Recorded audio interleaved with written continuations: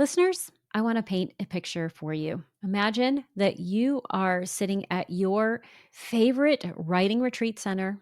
The facilitator in front of you has just passed out some incredible prompts. You are so eager to get started. Your notebook is in front of you or your laptop. Ideas are flowing through your mind. But before you get started, the facilitator has said you must do a meditation alongside her. This facilitator talks about how meditation has changed their writing life and how they practice meditation every single day before their writing practice. And as you listen and you prepare for this meditation, you begin to deflate because there's a part of you that knows the truth. You suck at meditation, and this few minutes is going to be terrible. Raise your hand if that has ever been your experience. I know there have been times when it has been mine, even though I have a lifelong meditation practice. So, why is this the case? That is what we are going to talk about during today's episode of the Writing Your Resilience podcast. I am going to bust the myths around meditation that make you think that you suck. And let me tell you, this last one flies in the face of probably everything you have ever heard about meditation. So you're definitely going to want to stick around for this one. Let's go ahead and get started. Welcome to Writing Your Resilience, the podcast for writers who want to write and live the story that sets them free. I'm your host, Lisa Cooper Ellison, a writer, transformational and trauma-informed coach, story alchemist, and fellow traveler on the winding road of healing and creativity. Each week, I'll share tools, practices, and conversations that will help you let go of what no longer serves you as you create stories that change lives, especially your own. Together, we'll explore how to trust your creative voice, support your mental health and resilience, work with your nervous system and unique design, and stay connected to your deepest calling as a writer, even when life gets messy. It's time, my friends, to write and live the story that sets you free. I'm honored to walk that journey alongside you, one story and one episode at a time. Welcome, listeners. I am so glad that you are here. If you are new to the podcast, my name is Lisa Cooper Ellison. I am a trauma-informed writing coach and your resident story alchemist.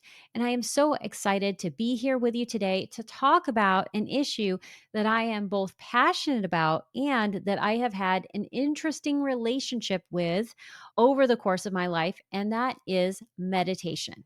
So, we are going to talk today about what meditation is, and then I'm going to bust the 5 myths around meditation that are causing you to think that you suck at meditation.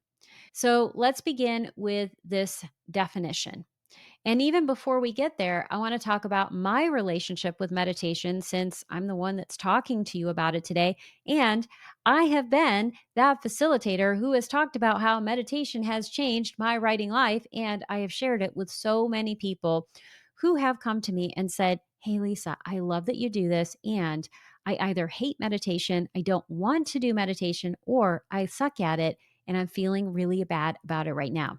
So if you have been any of those people, this episode is for you. All right. So, what is my relationship with meditation?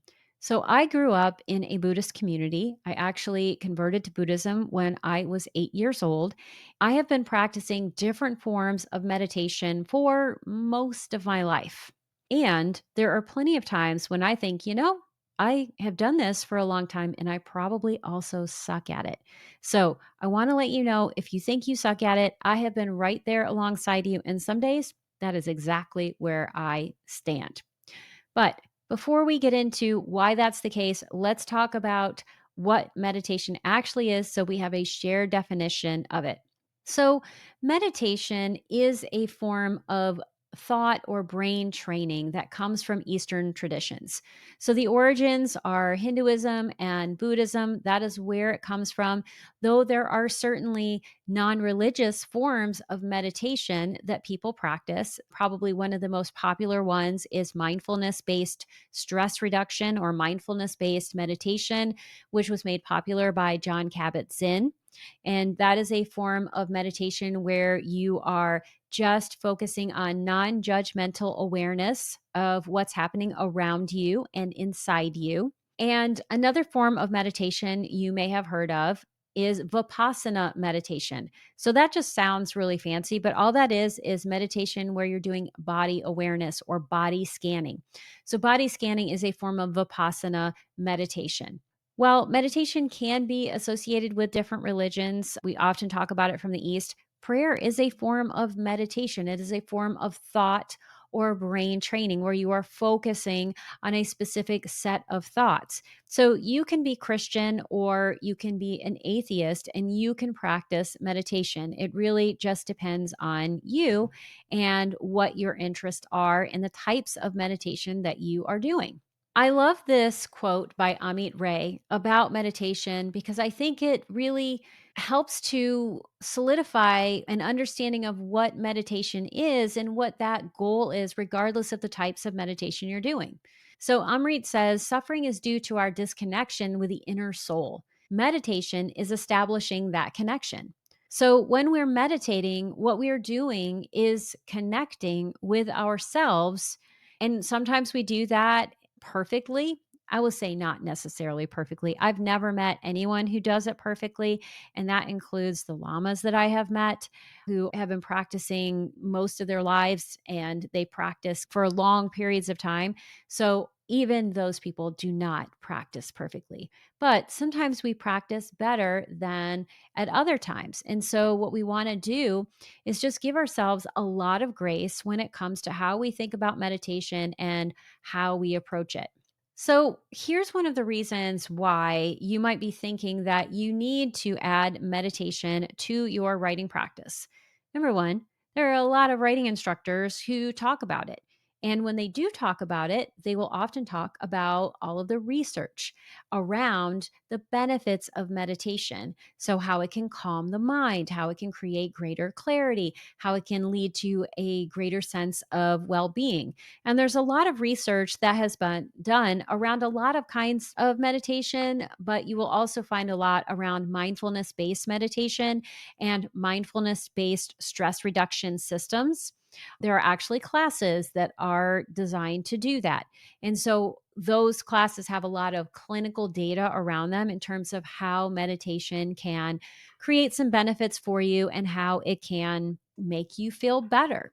And so that can be one reason why writing instructors are asking you to do that. I have personally found that when I meditate, it helps me still and focus my mind. And because it is a regular part of my writing practice, when I meditate, it primes my brain or it tells my brain that it's time to be creative. And no matter what your ritual is, when you have one, it will prime your brain and that will make your brain say, oh, this is the time when I'm creative. Therefore, I'm going to be creative right now. So it can be an efficient way to do that if it is something you do regularly. So those are the reasons why we often think that meditation is good for us is because there's clinical data and also writing instructors are always talking about it. But what they don't talk about is the fact that despite meditating, they might suck at it or worry that they suck at it.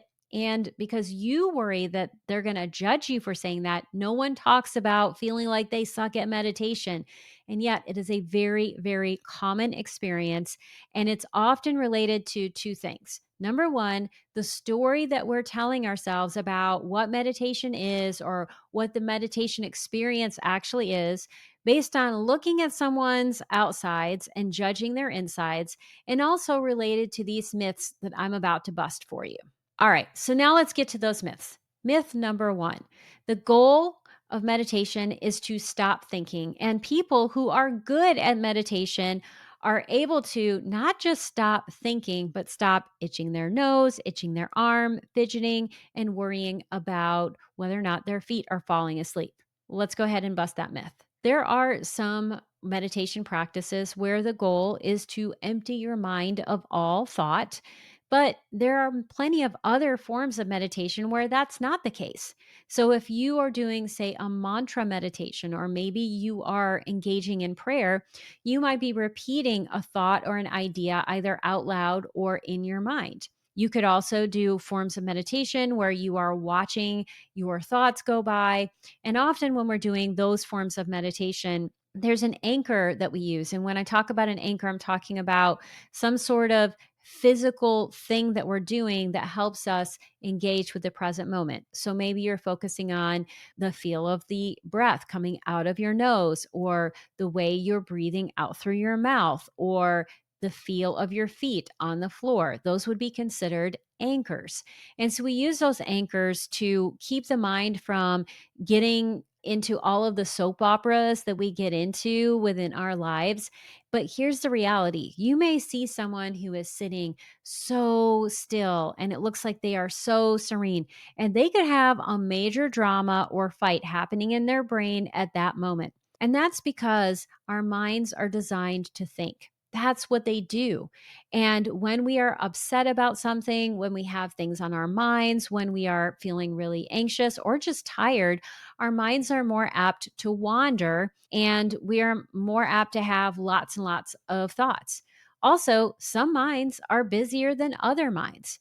And so if you have a busy mind and your brain is going like ding, ding, ding, ding, ding, ding, ding with all of these different ideas, that just may be your set point. And that doesn't mean there's anything wrong with you. All you have to do is just show up and do whatever the practice is. And that's why we call it meditation practice, not meditation perfection, meditation arrival time. And there are no meditation trophies. You will never get one, though, man, I've been meditating for so long, I feel like I should have a trophy. So, listeners, if you think I should have a meditation trophy, please add a comment, especially on YouTube, because that helps with the algorithm. And let me know what that trophy should look like, because I would surely like to know what you think. All right, so I digress. But I want to get back to, in all seriousness, the issue that we face is that we think that we suck at meditation because our minds are continually just spitting out different thoughts. Maybe you're doing a meditation and you're thinking about, man, my fingers smell weird. I didn't like my breakfast. I have a stomach ache. I'm trying to hold in a fart. Will anyone smell it if I let it out? You can have all of these different thoughts or feelings or ideas rushing through you. And I will tell you that even though I've been meditating for a really long time, there are days when my mind is just filled with those ideas, and I have to keep coming back to whatever the point is of the meditation. So my mind will go through a major drama, or I'll have like relive a fight that I'd like to have with someone, or, all kinds of things will happen in my mind. And then I'll go, oh, there's a whole bunch of stories there. Wait, what is the meditation about? Okay, let's get back to the meditation. And I might have to do that 100 or 200 times. And that's just the reality of meditation. So, myth number one: you have to empty your thoughts. I'm going to bust it. You do not. That takes us to myth number two: I have to meditate for a long time to be good at it. Here's the reality: yes, there are some people, I would say lamas and monks, people who have decided to make religious practice their profession, who will meditate for long periods of time. There are also meditation practitioners who will go to retreats where they will meditate all day long. But for the most part, you want to meditate for the amount of time that feels good for you. And I'm going to tell you a little story about when I was 8, 9, 10 years old in a Buddhist community and what did not feel good. Okay, so I was like any other kid. I was fidgety, I was itchy, I was, wanting to go play and do other things. But I was actually a serious practitioner of Buddhism. So I would go to these Buddhist meetings or sanghas where we would do a chanting meditation. And there were lots of times when we have our meetings and we would meditate and chant for, I don't know, maybe 15 minutes. And that felt pretty good. That was pretty easy for me, though. I'll be honest with you, I liked 5 a lot better. But sometimes I would go to these meetings and we would begin chanting. And if there was a clock, I was watching that clock. And one time I was watching that clock and 15 minutes passed and everybody kept on going. And then we got to 30 minutes and I'm looking around and everybody is still extremely still and they are extremely focused. At least that's what they look like on the outside. And they are having no problems with it. And what I'm noticing is how asleep my feet are. And the clock keeps ticking. And the more the clock ticks, the more I'm noticing the different nuances of the different ways that your feet can fall asleep. I actually started flicking my feet to see if they felt like my feet anymore. And you know what? I'm going to tell you, if you sit in a kneeling position for long enough, it will feel like your feet are not only dead, but they are corpse limbs that belong to someone else. And you might begin to wonder if they are actually dead and whether or not they're going to revive themselves. This is the kind of stuff that I would think about as a kid. But on the outside, I wanted to be like the cool Buddhists who seemed to be, sitting there and not having any problems. So I would try to sit there to the best of my ability as still as possible. But all of this stuff was going on in my head. So I'm going to tell you at 9, 10 years old, 2 hours of meditation was way too long. Sometimes, even as an adult who has meditated for a long time, a certain amount of time might feel like a long time. So, what you want to do is figure out what is the amount of time that actually works for you. And I'll be honest with you, whatever you can do consistently is the right amount of time. For some people, that is 1 minute. For others, that is 5 minutes. It could be 10 minutes, but it doesn't have to be long periods of time. If you're sitting there for long periods of time and you are just waiting for, the time to be up, it's actually not doing that much for you. It's not beneficial. So start slow and only increase the amount of time when it feels right. And you don't have to increase it at all. You can stay with whatever that original time is and just keep consistently showing up. So that's the second myth. Now let's get to myth number 3. I have to do something special.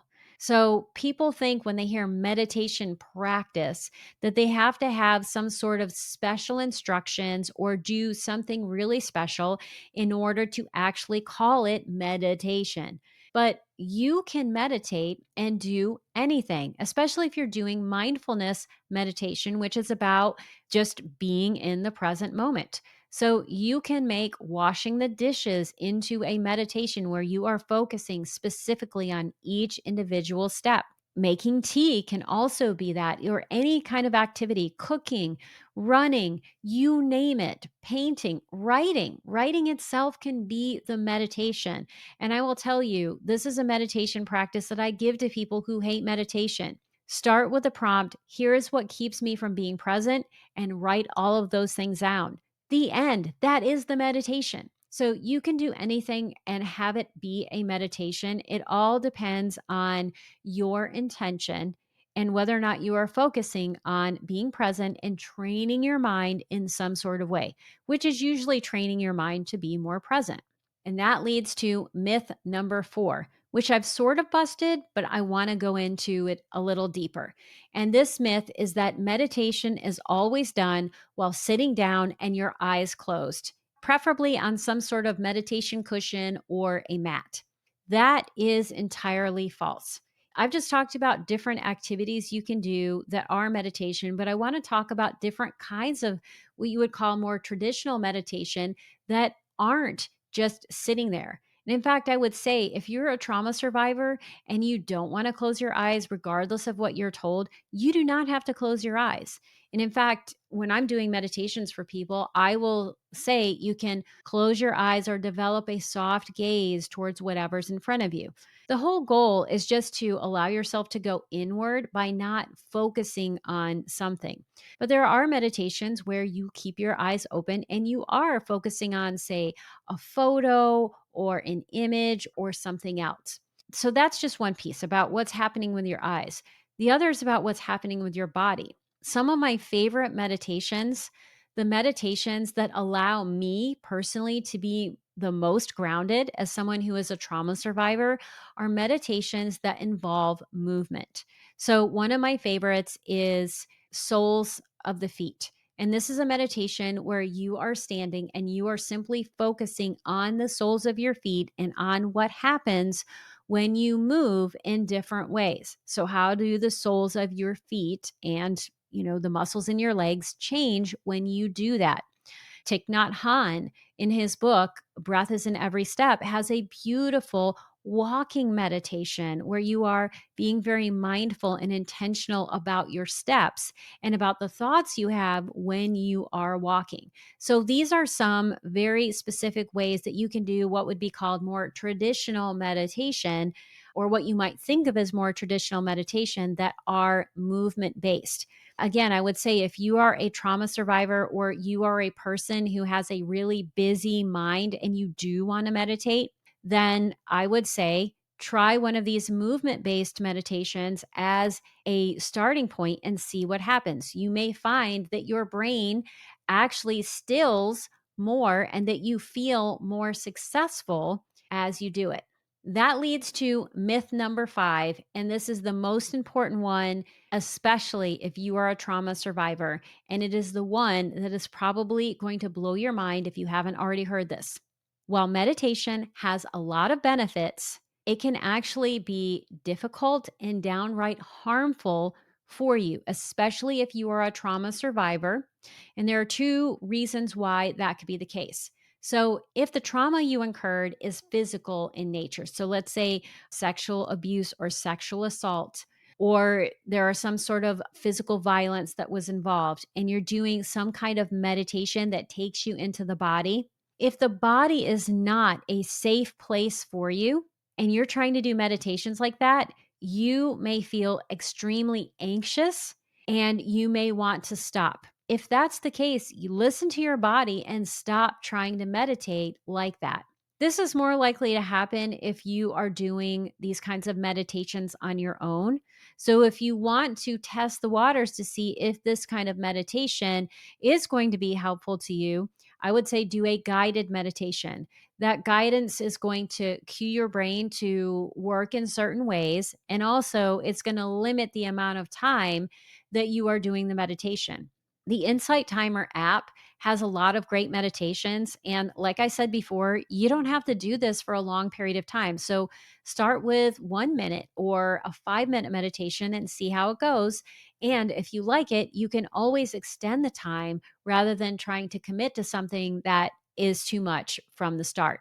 All right, here's the other reason why meditation may be the exact worst thing for you to do. If you are experiencing a lot of depression or a lot of extremely anxious thoughts, or you're experiencing suicidal thoughts, if you are sitting in a meditation where your brain just starts going down a rabbit hole of whatever those dark thoughts are, you can actually get stuck in those dark thoughts. And then you can get into an emotional spiral that takes you down even further. Again, this is why guided meditations can be a great place to start or a great place to stop. Like, you never have to graduate from doing guided meditations. I personally continue to do guided meditations on a regular basis because I find it helps with my busy mind to have someone else guide me. Do I also do silent meditations or walking meditations where I'm the leader? Yes, I do. I also do chanting meditations and all kinds of other forms of meditation. So my repertoire is pretty extensive. But once again, I've not told myself I have to graduate from doing guided meditations. I find them to be really helpful. So, those are the 5 myths that people often are buying into, and they might be the reason why you feel like you suck at meditation.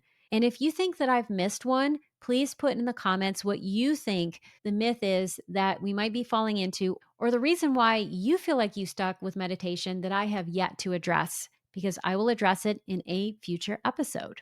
All right. So I want to wrap up with a few different things that I'd like to say.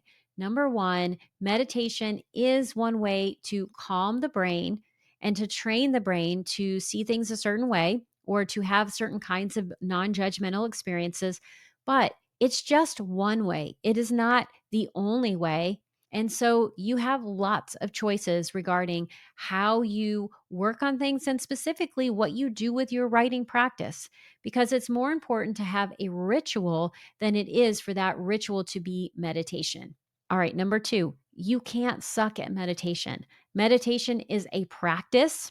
And when we are practicing, we all have good days where we seem like we're better at it. And we have bad days when we aren't feeling that great at meditation. And often those bad days are due to something happening in our environment that makes us feel distracted or anxious, or something going on in our bodies. Like maybe we feel sick, or we're really tired, or we're having some other kind of physical experience. There are lots of different kinds of meditations that you can choose. And what's most important is that you choose the one that works for you. If you choose something that works for you, whether it is meditation or not, it's likely to boost your creativity. But as always, if it feels bad, don't do it. That's the most important thing, especially if you're a trauma survivor. Give yourself the agency to say no. You, your body, and your mind will thank you for it. Okay, so I want to end with this quote from Sangyal Rinpoche, and that is, meditation is bringing the mind home. And more than anything, I hope that you find lots of ways to bring your mind home, back to that sense of peace and calm that is your original state. And that is the state that exists inside you, regardless of the kinds of experiences you've had out in the world or the stories that you have been telling yourself about who you are, how you feel, or how you actually operate. And so, if you have questions about this, please feel free to share them in the comments. I would love to answer them for you. Before you go, I would love it if you would text the show if you are on Apple Podcast or Spotify, or leave a comment on YouTube to let me know how you feel about meditation and how you feel about meditation when it's associated with the writing practice. Does it feel great to you, or do you sometimes feel like you suck at it and trying to do it sucks? I'd love to hear your thoughts on this. And I'd also love to hear if you have any tips regarding how you practice meditation in relation to your writing, or if you do something else.